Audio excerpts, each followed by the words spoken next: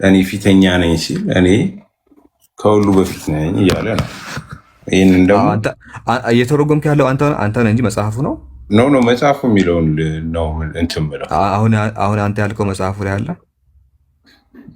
ምኑ ነው? አዋ እንደዚህ ማለት ነው። እንደዚህ ማለት ፈልጎ ነው ያልከው የአንተ ኢንተርፕሬቴሽን እንጂ አሁን ኢንተርፕሬት ያደረገው ቦታ ሄርሜኔቲካሊ ተረጉሟል። ምን ችግር አለው? እየተረጎምክ ያለው ግን ትርጓሜውን እየሰጠህ ያለው አንተ ነህ እንጂ መጽሐፉ እያብራራው አይደለም አይደል? እዛ ቦታ ላይ አንተ እኮ ሪፊት ለማድረግ ሞከርክ ሳይሆን የአሁኑ ማብራሪያ አንተ ነች እንጂ ቃሉ ላይ ያለ በአንድ ስቴትመንት ግልጽ የሆነ ቃል ነው። እኔ ፊተኛ ነኝ። እኔ ምን ማለት መሰለ የሚለው ትርጉሙን የሰጠኸው አንተ ነህ ወይ ነው።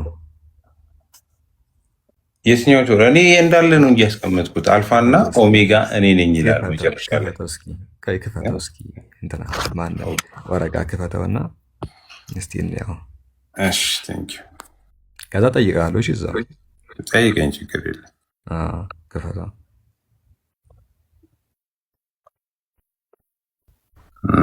እንዴ ነበረ መከፍታዎች ካሜራ ጫን ብለህ ቀዩን ትነካለህ። ከዛ በቃ ከፈተ። መጣስታ ካርጎ ነበር። እሺ በደንብ ዙም አድርገው፣ በእጅ ዙም አድርገው። ከዛ ወደ ጎን አድርገው። ይህንን አይደለም ትል ያለውና የነበረው የሚመጣው ሁሉን የሚገዛ አልፋና ኦሜጋ እኔ ነኝ ይላል።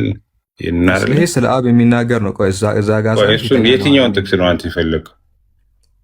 በየትኛው እንደምናወራ አልሰማኝም። ኖ ፊተኛና አትፍራ 17 ላይ ያለው እሱ ላይ ስናወራ ነበር። ቁጥር 8 ይኸውላችሁ ባየሁትም ጊዜ እንደሞተ ሰው ሆንኩ ይልና አትፍራ ፊተኛውና መጨረሻው ይላል።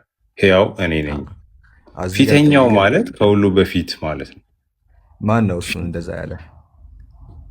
ክርስቶስ ነው። ክርስቶስ ከሁሉ በፊት ፊተኛ ሲባል ከሁሉ በፊት ፊተኛ ብሎ በቃሉ መሰረት እንዴት ነው እንደዛ ብለህ ልትረጉም እኮ? ፊተኛ ማለት ይሄ ነው፣ እንደዛ ማለት ነው። ከፈለግ ይሄንን እንዴት ፊተኛ ማለት ነው? ምን የማቴዎስ ወንጌል ምዕራፍ 21 ቁጥር 36 ኖ እዚህ ጋር ና እኔ እንደዛ ሪፊት ታረክ መጽሐፍ ቅዱስ እኮ ፊተኛውና አውዱን መጠበቅ የለብህም እኮ። ፊተኛ የሚባለው መጽሐፍ ቅዱስ እንዴት ነው የሚረዳው እኮ? አውዱን ጠብቀን ይሄ ስቴትመንት ነው። በዚህ ስቴትመንት ውስጥ መጽሐፍ ቅዱስ ፊተኛ የሚለውን ቃል እንዴት ነው የሚረዳው ነው ጥያቄው። ደሴም እዚህ ጋር እንዳገባቡ ነው የምንለየው። ገብቷል? ዳይናሚክ ትራንስሌሽን በዚህ ጋር ፊተኛው ሲል ፊተኛውና መጨረሻው አለ። ሁለት ነገር አነጻጸር አይደለ? ሁለት ነገር አስቀምጠ ፊተኛና መጨረሻው። ወረቃ ቆይ መጽሐፍ ቅዱስ ይህን ቃል እንዴት ነው የሚረዳው? እሱ ንገረኝ። ፊተኛው ማለት በዚህ አንጻር ሄር ይዘት ምንድነው? ሁለት ነገር አደረገ። ፊተኛና መጨረሻ። መጨረሻ አለ፣ ፊተኛ አለ አለ። ግን እንዴት ነው መጨረሻው? ምን ነኝ ፊተኛው ገብቶናል እኮ ፊተኛና መጨረሻ እኔ ነኝ ማለቱን። እኔ ነኝ ብሏል አትበለኝ ብሏል አላለም እኮ አይደለም። ፊተኛና መጨረሻው እኔ ነኝ ብሏል ነው ግን ማለቱ አይደለም። ኦኬ ስለዚህ አሁን ይሄንን ተናጋሪው ይሄ ተናጋሪው ነው ወደ ሌላ እንሂድ። ቆይ እያከራከረን ያለው እሱ አይደለም ነው። ፎር ዘ ሴክ ኦፍ አርጊመንት አንተ እንዳልከው ይሁን እና መጽሐፍ ቅዱስ ግን ይህን ቃል እንዴት ይረዳዋል ነው። በተለያየ መንገድ ሊረዳው ይችላል። አሁን ፖይንቶች ስታወራ የነበረው ፖይንት እዚህ ጋር ነው። ለምሳሌ በምን ይረዳዋል? ወረቃ ፊተኛ ማለት ፈርስት ከምን አንጻር? ቀዳማይ ከተለያየ አንጻር ከምን አንጻር? ለምሳሌ ከሁሉም ከምንም ፊተኛ የሚለው ቃል ራሱ መጀመሪያ ማለት ነው። እሺ መጀመሪያ ማለት ነው። ከምን አንጻር መጀመሪያ? ከምን አንጻር ሊንጉስቲካሊ ነው የምጠይቀኝ? አልገባኝም። ምንድነው ማነጻጸር? እዚህ ጋር ፊተኛ ሲል ከመጨረሻው አንጻር፣ እዚህ ጋር ፊተኛው ሲል ከመጨረሻው አንጻር። አንተ እንደዛ አይደለም።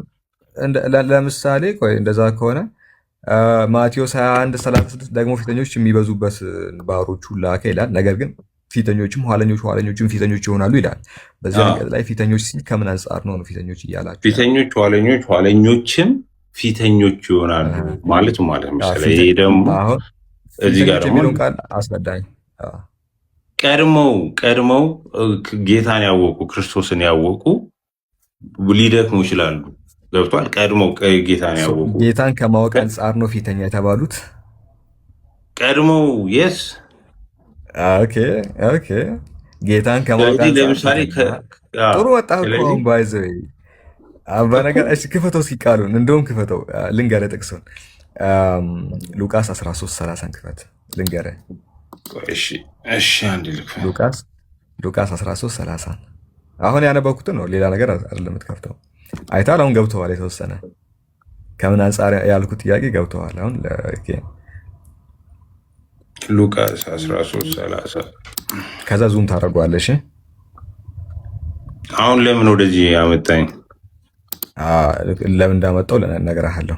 ከዛ ዙም ታደርገዋለህ፣ እንዲህ ከፍተው ዙም ታደርገዋለህ። 13:30 ሉቃስ 13:30 እሺ አንዴ ቆይ እንትኑ ዘጋብኝ። እሺ ምኑ ብሮዘሩን ዘጋው ተሳስቼ። ኦኬ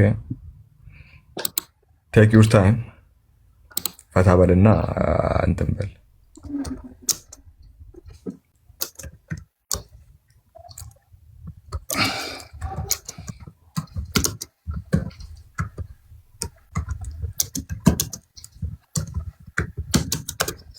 እሺ ሉቃስ 13:30 እንደዚህ ይላል።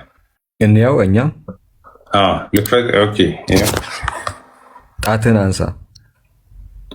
እሺ እንደዚህ ይላል።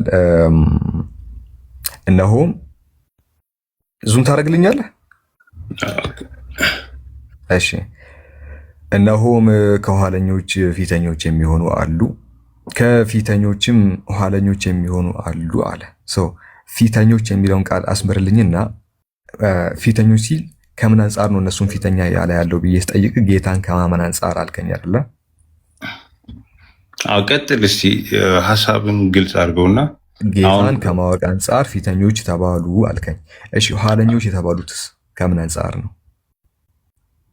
ኦኬ እሺ ይኸውልህ እዚህ ጋር ከኋለኞች ፊተኞች የሚሆኑ አሉ፣ ከቀደሙት ፊተኛ ቀዳማ የሚሆኑ አሉ እያለ ነው። እሺ ከፊተኞች ደግሞ ከነሱ ቀድመው ደግሞ የነበሩት ወደኋላ የቀሩ አሉ። በምን ማለት ኋለኛ ሲባል ከምን አንጻር ነው? ኋለኛ ሲባል ቀድሞ ከማወቅ አንጻር። ለምሳሌ ቀድሞ ከፊተኞች ኋለኞች ሲል ቀድሞ ከማወቅ አንጻር። ለምሳሌ ምን ማለት መሰለህ? ያኛውን እኮ ነገርከኝ። እሱ ለፊተኛ የተሰጠው ትርጓሜ ነው። እሺ ቀድሞው ይኸውልህ፣ እሱ ለፊተኛ የሰጠው ትርጓሜ ነው። ለኋለኛ ስጠኝ ትርጓሜ። አንዴ እንትን አትበለኝ። ምን ማለት መሰለህ? ቀድሞው አሁን ታሪኩ ወደ እግዚአብሔር መንግስት ስለሚገቡ ሰዎች ነው አይደል እያወራ ያለው። ለምሳሌ ከላይ ስታነበው ምንድን ነው የሚያሳይ? በእግዚአብሔር መንግስት በማዕድ ይቀመጣሉ ይላል። በዚህ ማዕድ የሚቀመጡት እነሆ ከኋላ የነበሩ ከኋላ ሲኒየሮቹ ፊተኞች የሚሆኑ አሉ ከኋላ፣ ከፊተኞቹም ደግሞ ኋለኞች የሚሆኑ አለ ዳሲት። በዚያን ሰዓት ከፈሪሳውያን ጥሩ። እሺ ኋለኞች የተባሉት ከምን አንጻር ነው? ካለማመን አንጻር ነው? ኖ ሊደክሙ ይችላሉ። ቀድሞ በክርስቶስ ሪቫይቭ ያደረጉ ነገር እንትን ሊሉ ይችላሉ። ምን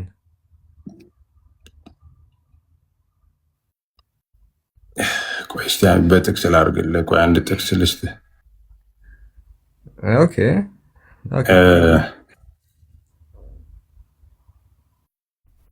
በቃ ተወው እና ና እስኪ እንትና እሺ ሬድ እና እስቲ አሁን ሀሳቤ ምን መሰለ? ፊተኞች ሲባሉ ከፍጥረት አሁን ወደዚህ ለምን እንዳመጣኝ ነው ያልገባኝ።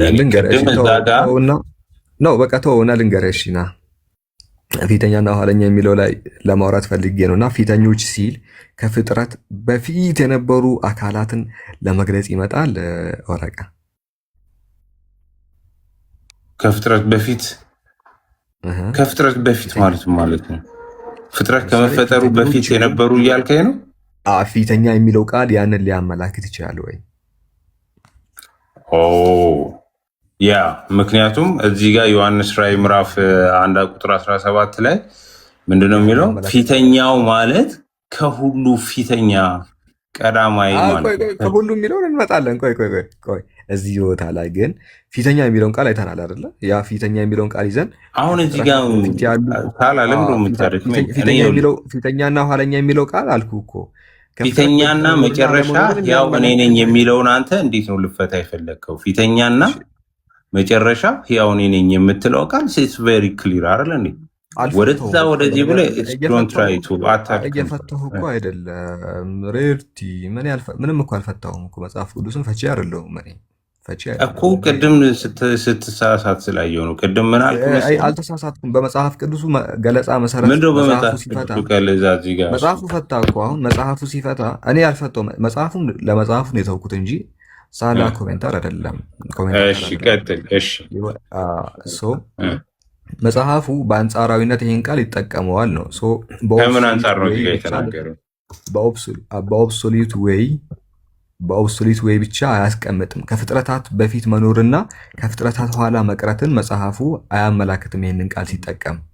ምክንያቱም እዚህ ቦታ ላይ ሰዎች እንኳን ፊተኞች ከዛ ኋለኞች ይባላሉ እና ኢየሱስም ቢባል ምንም ችግር የለውም ነው። ለምን ይቀርበታል? እሱን አይ በስርዓት አውራ። ለምን ይቀርበታል?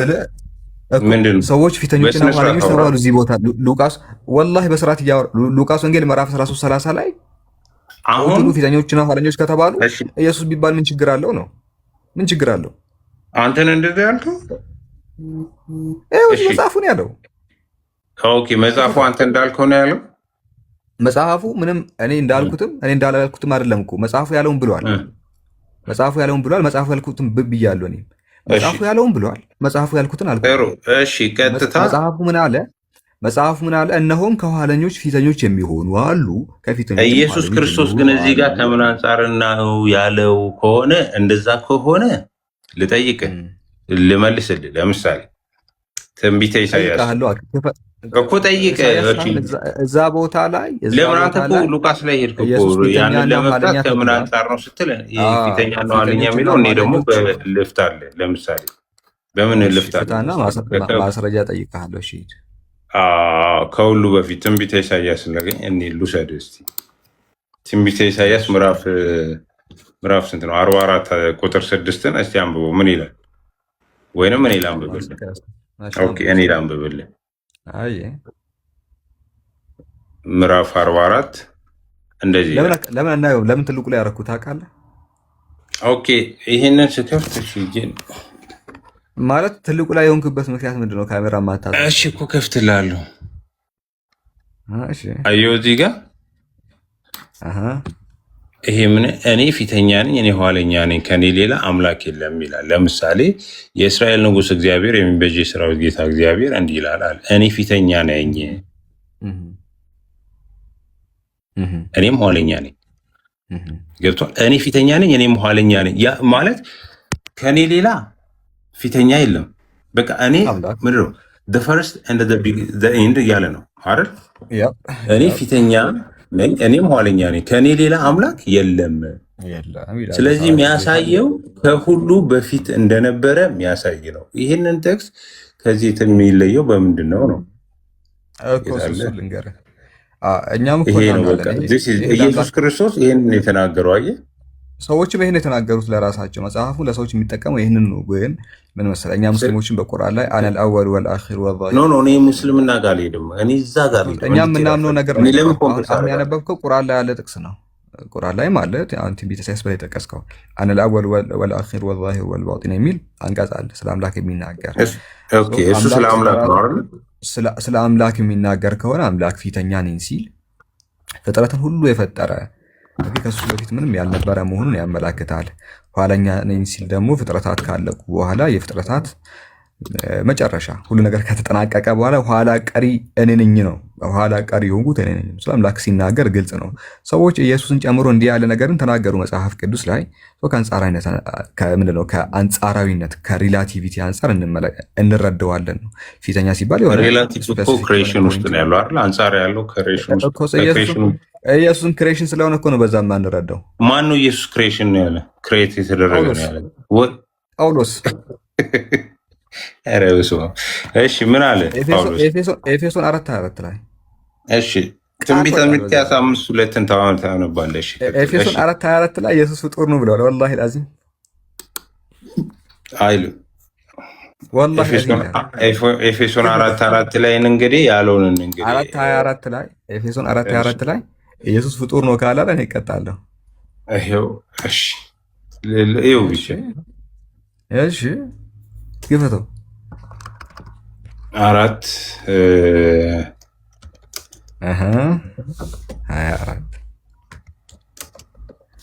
አይሆፕ ጥቅሱ እንደማልሳሳት ተስፋ በማድረግ ችግር የለውም። ታስተካክላለህ። አራት ያህል እንደው አልተሳሳትኩም። ሂድ አልተሳሳትኩም። ልብ አድርጉ እንግዲህ ልብ አድርጉ፣ በደንብ ልብ አድርጉ። ኢየሱስ ፍጡር ነው ብሏል ጳውሎስ። እኔ ያለ እኔ ወንድማችን በአእምሮ መንፈስ ታደሱ። ቆይ ተሳሳትኩ እንደኔ አልተሳሳትኩም። እሺ በአእምሮአችሁ መንፈስ ታደሱ። እሺ ቀጥል። በአእምሮአችሁ መንፈስ ታደሱ ለእውነትም በሚሆን ጽድቅ ቅድስና እንደ እግዚአብሔር ምሳሌ የተፈጠረውን ሰው ልበሱ ይላል። ብራዘር ለእውነትም ኢየሱስ ፍጡር ነው ነው ያልኩት። በትክክል ያዝ፣ ካሜራ በትክክል ያዝ። እኔ አቀማመጤ ተመቼ ስላልሆነ ያለኸው አንተ በዚህ ሰዓት ላፕቶፕ ነው የምታሳየን? ኪቦርድህን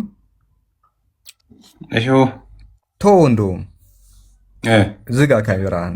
ምን ከፍተዋለች እሱ። ይሄው ተው ወደዛ። ጥሩ እኮ ነው ከከፋት፣ አሪፍ እኮ ነው መክፈትህም ጥሩ ነው። እሺ እሷ በስርዓት ታሳያለች። እሺ ለዛ ነው እሷን ትልቁ ላይ ያደረኩት። እንደዚህ ነው የሚያሳዩት። ምን ያህል መሰለህ?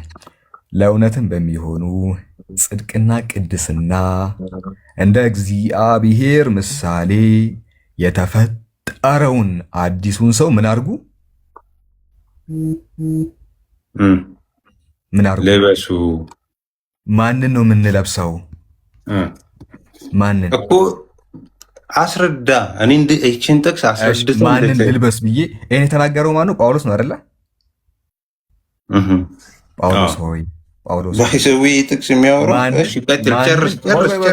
ቆይ ልበሱ አለ ጳውሎስ። ጥያቄ ተፈጠረብኝ። ጳውሎስ ሆይ ማንን ነው ልበሱ እያልከኝ ያለኸው ብዬ ራሱን ጳውሎስ ልጠይቀው። ሮሜ 13:14 ክፈች። ሮሜ 13:14 ላይ ይሄው ብሎ መልሱን ሲሰጥ ሮሜ 13:14 ሮሜ 13:14 ወደ ሮሜ 13 አልፈሽዋል።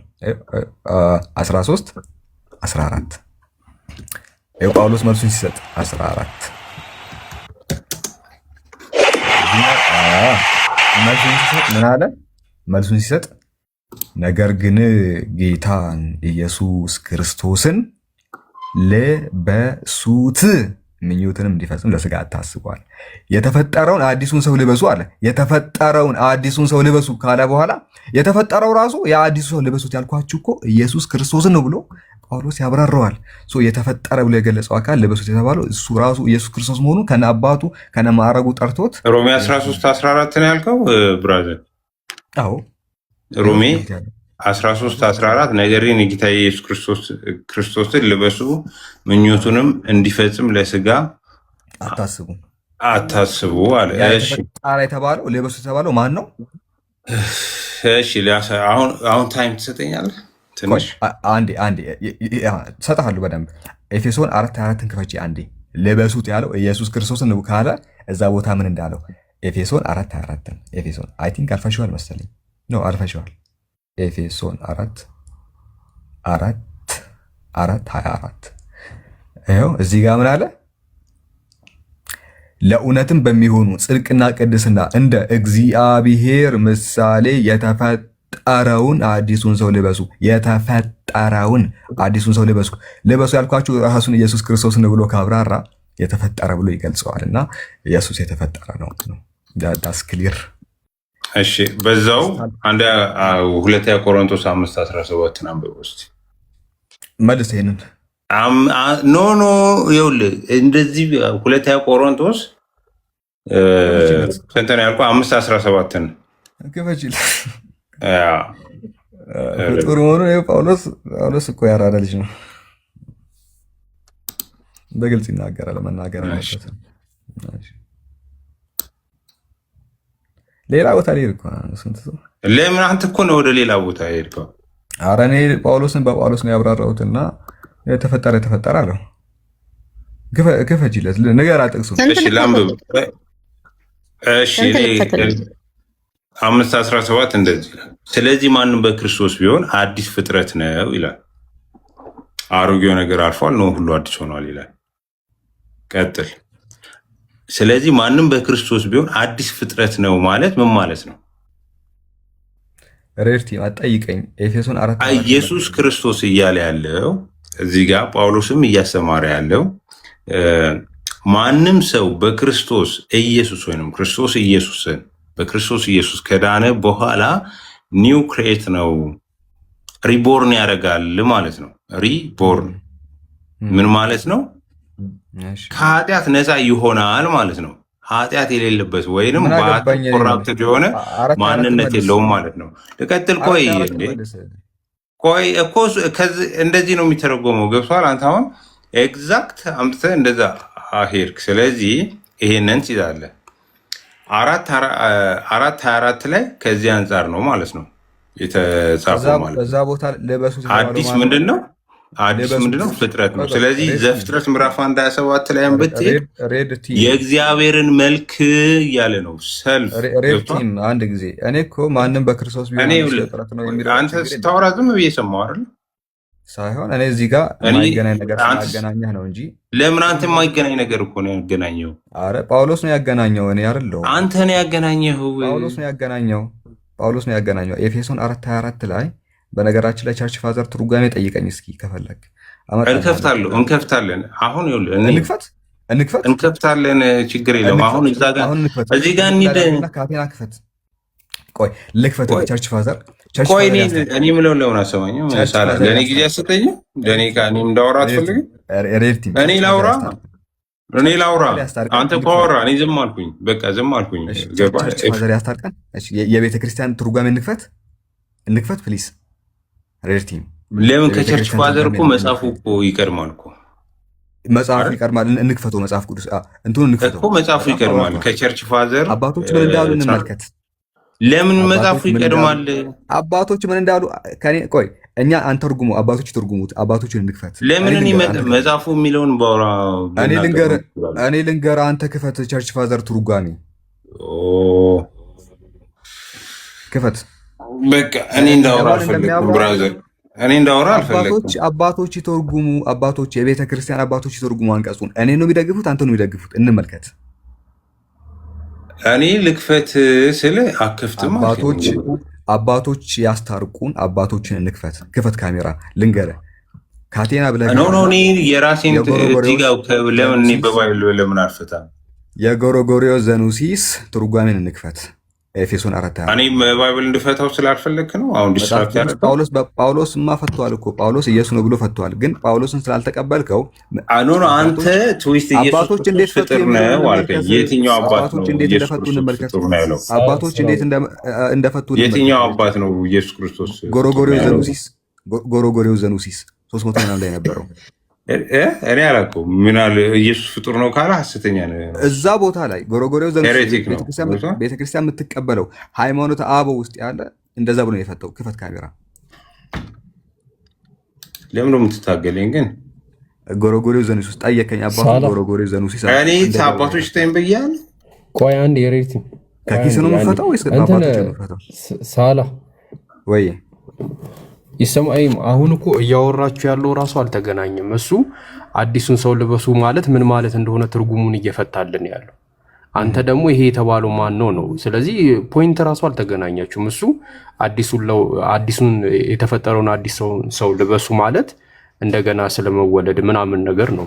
እሱን አልተከራከረም ሪቲ። ግን እሱ ገብቶናል። እኛ የጠየቅነው ፍጡር ነው የሚለውን ማነው ፍጡር ያለው? ጳውሎስ ፍጡር ብሏል ብለህ ስትል ትንሽ እንደው አይደለም ተፈጠረ የተባለው ሰው ማን ነው? እዚህ ጋር ማን ነው የተባልከው? ከማንነቱ ላይ አውሩ፣ ሌላ ፖይንት ላይ አትሄዱ። ምን ትላለህ ኤርቲም? እኔ ብያለሁ እኮ አሁን ይኸውልህ የተሳሳተ መረጃ ሰጥተሃል። ጳውሎስ ኢየሱስ ክርስቶስ ፍጡር ነው ብለህ ኤፌሶን ላይ መጥተህ አወራ። ኤፌሶን እንደዛ ያለው ለምሳሌ በአእምሯችሁ መንፈስ ታደሱ። ይኸውላችሁ አውዱን ራሱ ትከፍተዋለህ። ክፈተው እስኪ አንድ ጊዜ ግድ የለም ይኸውላችሁ ሰው የምትለው ላይ ዙም አድርግልኝ። ቆይ አንተ የምትፈልገውን አይደለም መጽሐፉን እስቲ እንየው። እሺ እንዲህ ይላል፣ ለእውነትም በሚሆኑ ጽድቅና ቅድስና እንደ እግዚአብሔር ምሳሌ የተፈጠረውን አዲሱን ሰው ይላል። አንዴ ና ቆይ ካሜራውን ክፈተውና ሰው የምትለው ላይ አንዴ በደንብ ዙም አድርግና ጠይቀሃለሁ። ሬቲም